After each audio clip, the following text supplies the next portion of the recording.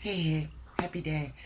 So, I haven't quite gathered my thoughts about this video. They've just been going around in my head, and in fact, this is a topic that I've been chewing on for about the last 5 years. So, I'm ready to speak about it, but again, I'm going to ask for your patience as you bear with me whilst I formulate the words and the uh, communication, effective communication. I'm relying on some intuitive guidance here in order to tackle this topic. And it has to do with a few of the themes that we've been hearing of over the last few years. One of them being the twin flame journey. The other words we hear bandied about are the divine masculine and the divine feminine. So that's what I'm going to talk about now. So I want to just quickly recap uh, for those who I'm not going to explain what a twin flame journey is about. There's a lot of information out there. Go and do your own research.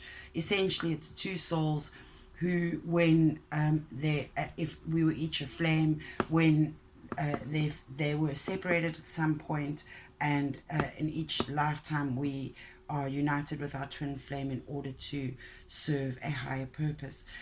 And so this concept came into my frame of reference as an experiential uh, lesson. And what it involved was another term we hear bandied about lately is limerence, which is about trying to create a reality out of our fantasy world. And so this journey for me was less about the external and other people or individuals, and very much more about my own experience as a woman, a divine feminine, and me as a totality of a yin and a yang. So having masculine attributes and having feminine attributes, and learning how to harmonize the sun and the moon in my own universe and inner cosmos. Because once we internalize that, then only can we experience Hieros Gamos, divine union with our opposite, whatever that is. Every other relationship will merely be a lesson learning. So every other, whether it's with your friends or partners or family, it's irrelevant.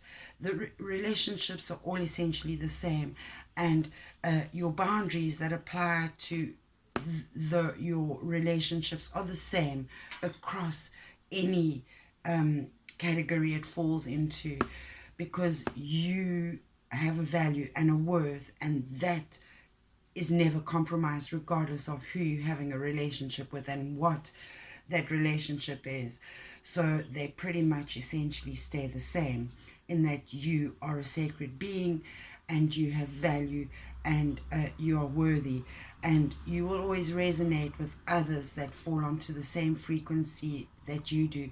So if you find yourself in whichever relationships that reflect good to you or bad to you, that is showing you the higher and the lower aspects of love, and giving you the roller coaster ride through that in order to get towards true love, first through the self, and then absolutely you can only truly love others once you experience self-acceptance and self-love.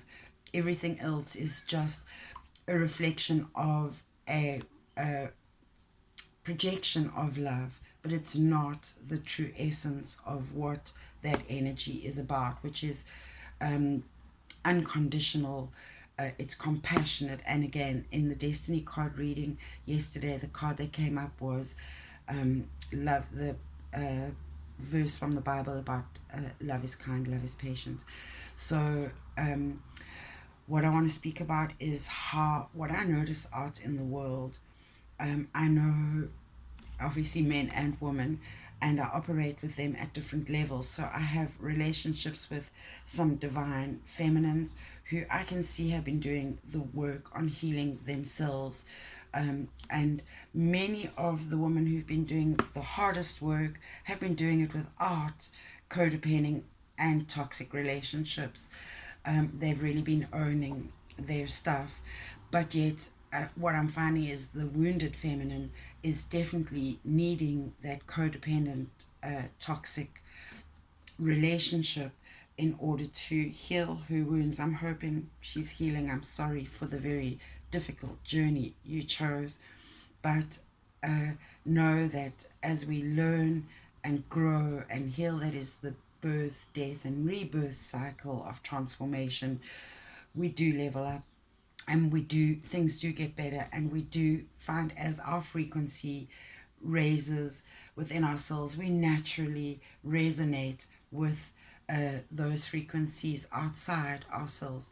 And it's so I'm amused because I just had a conversation with someone about sound therapy and the effect it has on the physical body, and the real value of that. So everything is about frequency, energy.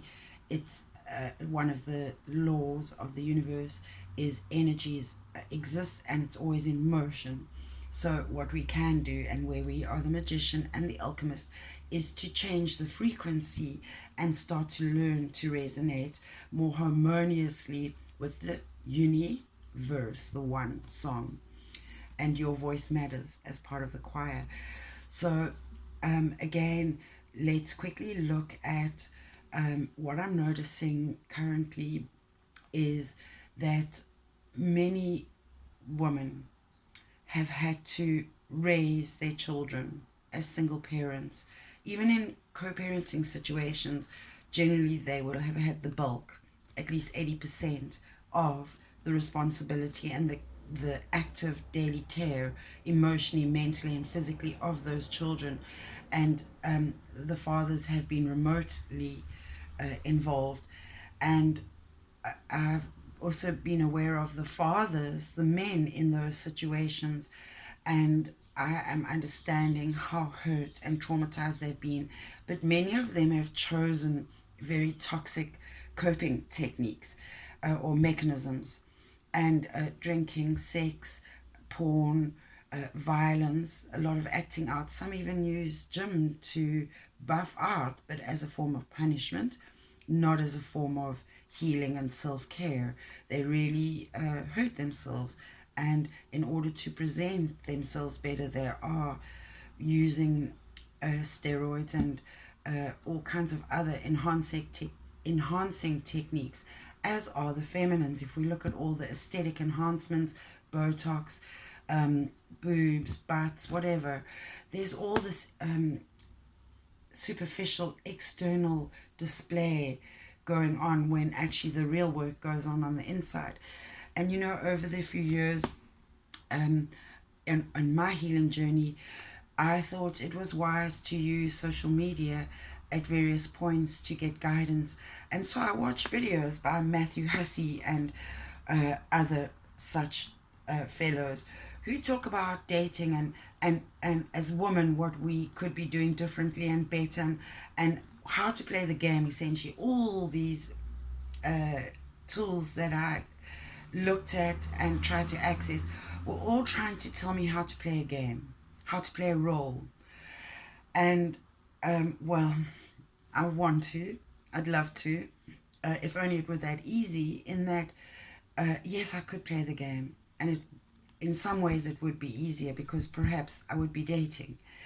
However, I'm not, and I'm choosing not to, because if I were playing a role, then am I operating authentically? Am I showing you and being vulnerable by displaying this, my nakedness? This is it. This is how I present, is what I am. I have nothing to hide. And so too with my character and my personality. If I were playing you and manipulating, it's a form of control, and that is toxic and codependent. And so we are not really meeting each other at a very real place that any relationship can be built upon, that is foundationally real and healthy and mutually beneficial. So I've been really triggered by that, and resistant to this whole role playing, and rather will continue to be independent and enjoy my freedom in being able to make the choices, eat what I like, when I like, go to bed when I like, sleep wherever I want on the bed, wake up at 3 o'clock in the morning and have a shower perhaps because I'm having a hot flush, without any due regard or consideration for anyone else, putting on whatever music I feel like at whatever volume at any time, dancing. There's a great amount of freedom when you can be comfortable with yourself and accepting and loving. It's a lot of fun, actually, and very fulfilling. We can never completely fill all the gaps, but we can certainly try to plug as many holes as possible.